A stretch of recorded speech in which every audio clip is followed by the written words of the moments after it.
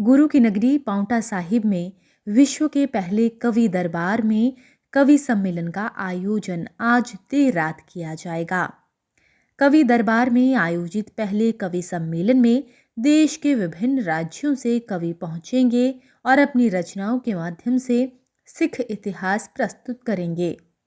गुरु की नगरी पांवटा साहिब में गुरु गोबिंद सिंह महाराज द्वारा अपने 52 कवियों के साथ इस कवि दरबार की परंपरा करीब 365 साल पहले शुरू की गई थी, जो कि आज भी निरंतर निभाई जा रही है। गुरुद्वारा प्रबंधक कमेटी द्वारा दरबार को इतना सुंदर रूप दिया गया है कि ये लोगों के लिए एक आकर्षण का केंद्र बना हुआ है। यहाँ तैयार किया गया कवि दरबार पूरी तरह से वातानुकूलित है, जिसमें हजारों लोग एक साथ बैठकर कविता सुन सकते हैं। पांवटा साहिब के ऐतिहासिक गुरुद्वारा में गुरु गोविंद सिंह का प्रकाश पर्व धूमधाम से मनाया जा रहा है, जिसमें 3 दिनों से लगातार आयोजन चल रहे हैं। बीते रोज यहाँ पर भव्य नगर कीर्तन पहुंचा था, जिसमें हजारों की तादाद में श्रद्धालु मौजूद रहे। 4 जनवरी की सुबह को अखंड पाठ से आयोजन शुरू हुआ था। 5 जनवरी को गुरुद्वारा से पांवटा साहिब नगर कीर्तन निकाला गया और 6 जनवरी की रात को सुंदर कवि सम्मेलन का आयोजन किया जाएगा।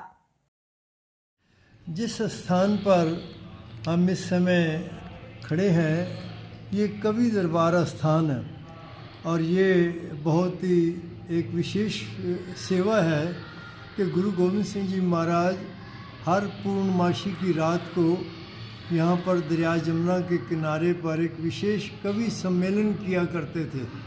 उनके दरबार में 52 कवि अलग अलग भाषाओं के, पंजाबी, हिंदी, उर्दू, संस्कृत, ब्रज भाषा, एक कवि की कविता पर प्रसन्न होकर, जिसका नाम था चंदन कवि, गुरु जी ने उसको 65,000 सोने की मोहरें इनाम दी। गुरुजी, आप बहुत कवियों के सरताज हैं, पर कवियों का कितना मान सम्मान करते हैं कि एक दिन कवियों ने कहा, गुरुजी, जब हम कविता पढ़ते हैं तो जमुना बड़ा शोर मचाती है। गुरुजी ने जमुना को संबोधन किया, जमुना, ये बड़े आलम फाजल कवि हैं, आपका शोर इनकी कविता लिखने में और बोलने में विघ्न डालता है, आप यहाँ से आराम से चला करो। आप हैरान होंगे कि 358 साल व्यतीत हो गए, 38 साल ये जमुना निमाणी गुरु जी का आदेश पालन करती चली आ रही है। कितना भी हड़ आ जाए, पीछे शोर मचाती है, आगे शोर मचाती है, यहाँ जमुना शांत होकर चलती है।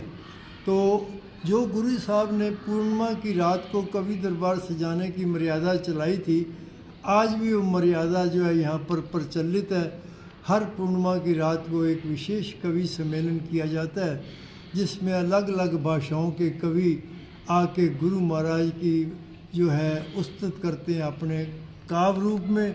ये केवल सारे वर्ल्ड में एक ऐसा स्थान है जिसको कवि दरबार स्थान कहते हैं, क्योंकि गुरु महाराज ने कवि दरबार सजाने की मर्यादा पांवटा साहब से ही प्रारंभ की थी। वाहिगुरु जी का खालसा, वाहिगुरु जी की फतेह।